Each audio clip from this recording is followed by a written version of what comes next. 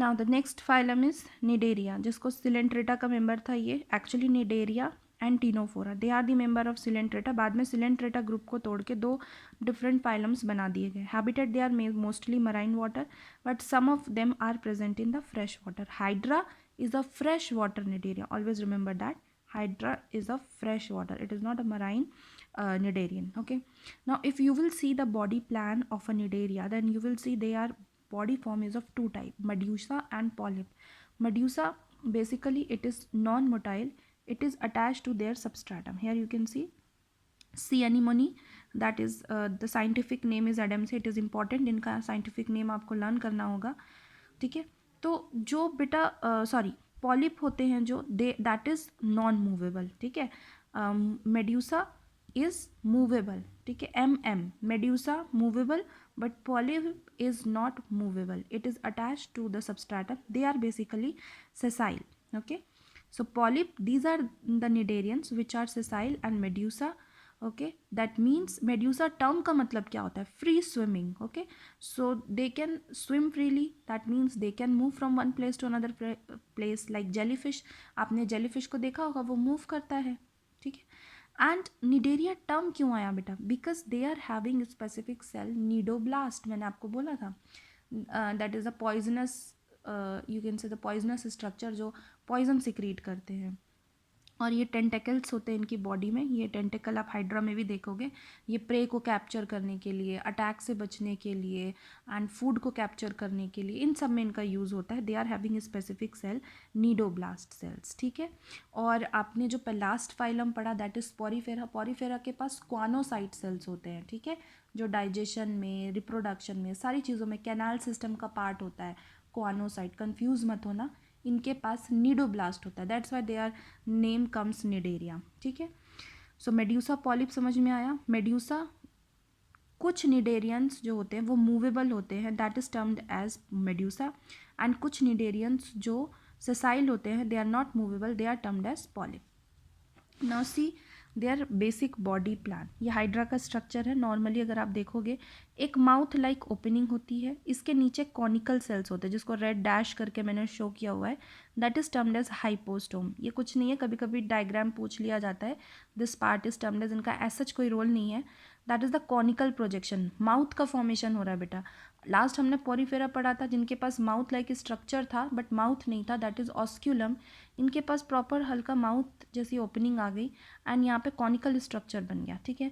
And this is the tentacle. देखो tentacles में dark cells हैं. These are the cnidoblast cell, stinging cells. ठीक है. जहरीले सेल्स होते हैं ये. And now you will see there is a formation of alimentary canal. देखो माउथ है तो एलिमेंट्री कैनाल का फॉर्मेशन हो गया. This cavity is termed as gastrovascular cavity. Gastro term क्यों आ रहा है? बिकॉज यहाँ पे डाइजेशन होगा. वैस्कुलर बिकॉज ये ट्रांसपोर्टेशन के भी काम आता है. और ये इनका बॉडी वॉल होता है. ठीक है. हाइड्रा जो नॉन मूवेबल होता है, that is the polyp form. So अगर आप polyp of medusa body forms में अगर डिफरेंस देखोगे, देखो hydra is a member of polyp and jellyfish is a member of medusa. तो इनका जो माउथ होता है ये ऊपर की तरफ होता है, टेंटेकल्स भी ऊपर की तरफ होते हैं. और इनमें सेक्शुअल एसेक्सुअल दोनों टाइप का रिप्रोडक्शन देखने को मिलेगा, जो मैं आगे आपसे वीडियो में एक्सप्लेन करूँगी. Now if you will see the medusa, इनका जो स्ट्रक्चर जस्ट अपोजिट होता है. बस आप पॉलिप को उल्टा कर दो. ठीक है. अब इनका माउथ नीचे हो जाएगा, टेंटेकल्स भी नीचे की तरफ हो गए. ये जेलीफिश जो है उसका स्ट्रक्चर है. This is the mouth. ठीक है. एंड ये आपके टेंटेकल्स हो गए. ये उनकी गैस्ट्रोवैस्कुलर कैविटी हो गई. सो अगर आप निडेरिया ग्रुप जो फाइलम है हमारा, इसका अगर बेसिक फीचर्स देखोगे, सिमेट्री, रेडियल सिमेट्री है. Level of organisation, tissue formation start हो जाता है. बॉडी प्लान अगर आप देखोगे ब्लाइंड सेक, बिकॉज यहाँ पे माउथ आ गया. ठीक है. माउथ आ गया बट यहाँ एनस नहीं है.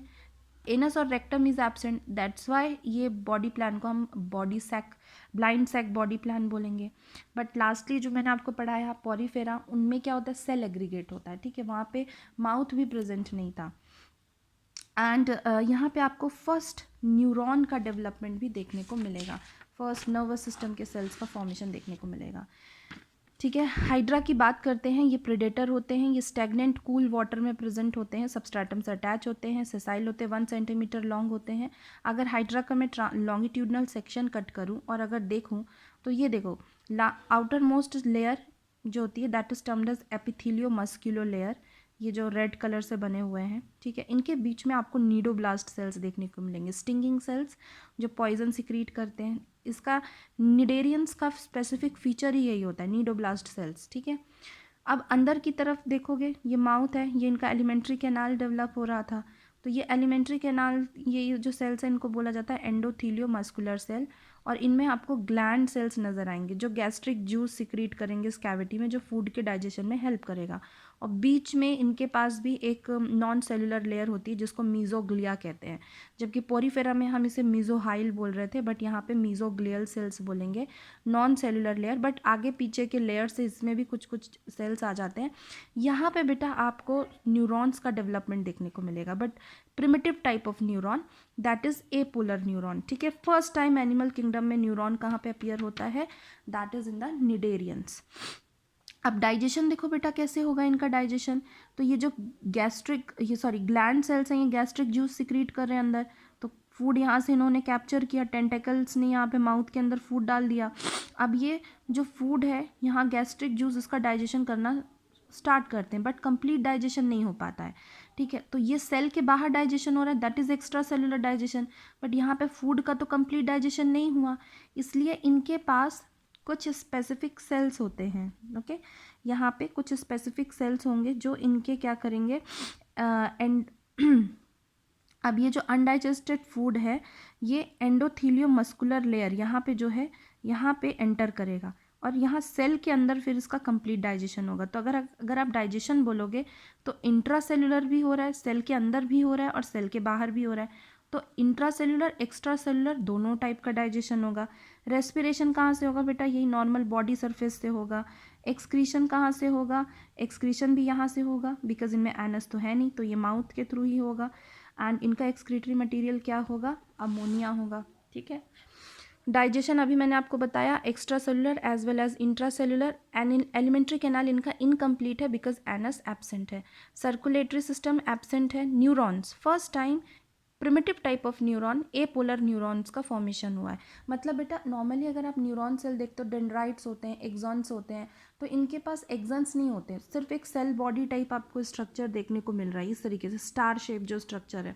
सो इसको एपोलर न्यूरॉन बोला जाएगा। अब इनका स्पेसिफिक फीचर क्या है, वो स्टिंगिंग सेल्स मैंने बोला, नीडोब्लास्ट सेल। अगर आप नीडोब्लास्ट सेल का स्ट्रक्चर देखोगे, ऐसे कप लाइक स्ट्रक्चर होता है, अंदर एक कैविटी होती है, जैसे टंग लाइक स्ट्रक्चर होता है। जैसे आप देखते हो ना लेजर्ड वगैरह की टंग, जब वो किसी फूड को कैप्चर करता है तो उनका टंग सडनली बाहर आता है और वो फूड को कैप्चर करते हैं।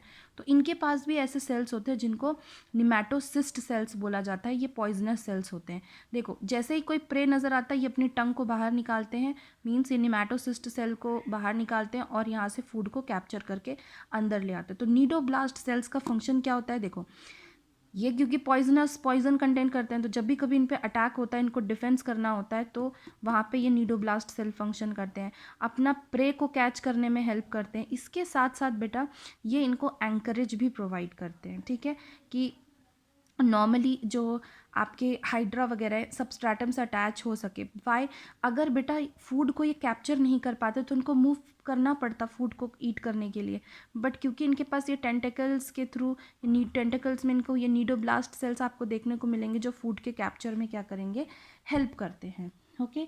So this is the basic feature, ये बहुत इंपॉर्टेंट है, नीट में इनका फंक्शन आता है। फर्स्ट जो आपने पोरीफेरा पढ़ा उसमें आपने क्वानोसाइट और कॉलर सेल का इंपॉर्टेंस पढ़ना है। सेकेंड निडेरिया में आपको नीडोब्लास्ट सेल का फंक्शन पढ़ना है।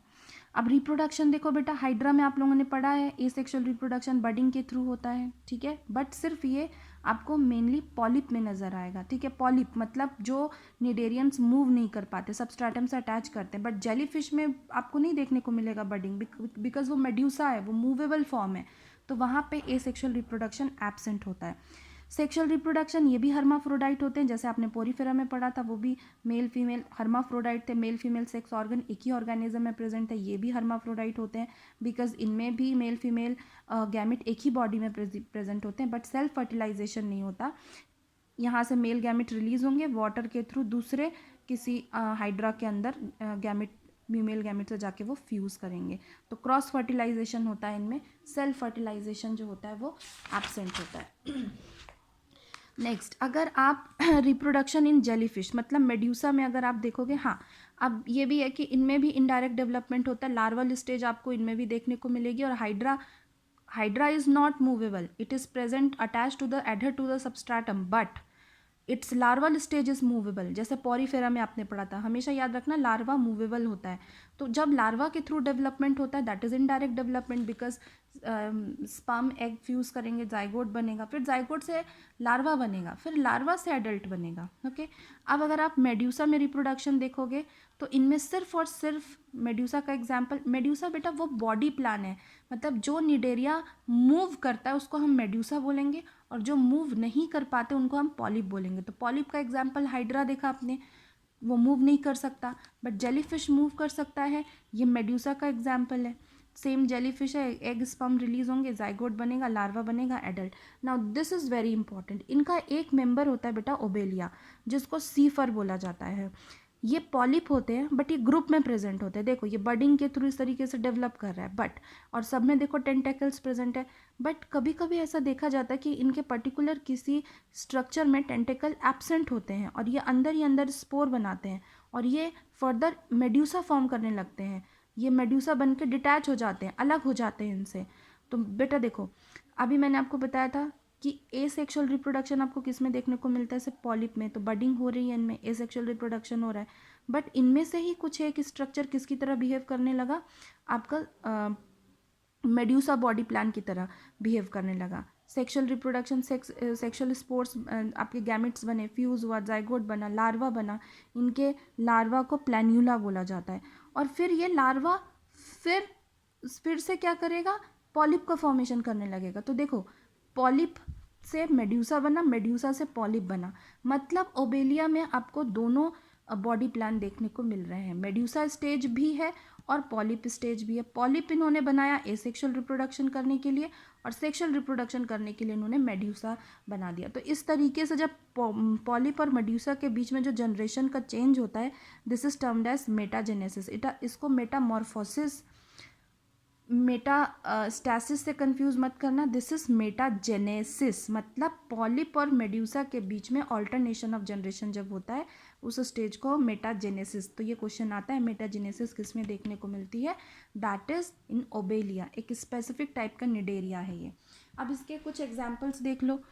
एग्जाम्पल्स में बेसिकली कोरल्स आते हैं, कोरल रीफ आपने सुना होगा, ठीक है, ये बहुत इंपॉर्टेंट है। ये बहुत ज़्यादा क्या होता है एक्चुअली, ये पॉलिप होते हैं और इस तरीके से ग्रो करते हैं वेजिटेटिव इनका एसेक्सुअल रिप्रोडक्शन से बडिंग के थ्रू, बट इनके ऊपर ना एक हार्ड लेयर होती है कैल्शियम कार्बोनेट की जो एक्सोस्केलेटन बनाती है, इसलिए ये इतने स्ट्रॉन्ग स्ट्रक्चर होते हैं कि ये ओशन में बहुत ज़्यादा नंबर में प्रेजेंट होते हैं। ठीक है, कोरल रीफ बायोडाइवर्सिटी के लिए बहुत इंपॉर्टेंट है। So corals, these are the examples of cnidarians. Okay, अब इस तरीके से कुछ इनके एग्जाम्पल्स हैं जो आपको करना है। सी पेन, जिसका हाँ इनके साइंटिफिक नेम भी करना, मैंने कॉमन नेम लिखा है और ब्रैकेट में इनका साइंटिफिक नेम लिखा है, दैट इज पेनाट्यूला। देखो पेन की तरह दिख रहा है ना, पुराने ज़माने में जैसे पत्तियाँ होती थी उसमें से लिखते थे तो वैसा स्ट्रक्चर दिखता है सम सॉर्ट ऑफ, इसलिए इसको सी पेन बोला जाता है, पेनाट्यूला। फिर है पोर्चुगीज़ मैन ऑफ वॉर, जिसका साइंटिफिक नेम है फाइसेलिया। हाइड्रा आप लोगों को पता है। ब्रेन कोरल्स, ठीक है, जिसका साइंटिफिक नेम मैंड्रीना होता है। देन सी फैन, जॉर्जिना। देन सी एनिमनी, आपको पता है इसका साइंटिफिक नेम एडम्सिया। जेलीफिश का नेम ऑरेलिया, ऑरेलिया फीमेल्स की कुर्तियों का भी ब्रांड है, तो ये ध्यान रखना, जेलीफिश का साइंटिफिक नेम ऑरेलिया है। सी एनिमनी, एडम्सिया। एंड इनके जो डायग्राम्स हैं आप एनसीईआरटी से देख लो या फिर आप गूगल कर लो, एक बार देखोगे तो बहुत ब्यूटीफुल स्ट्रक्चर्स हैं, आपके दिमाग में भी बैठ जाएगा कि कौन सा कैसा दिखता है। Okay, so this is all about your cnidarians.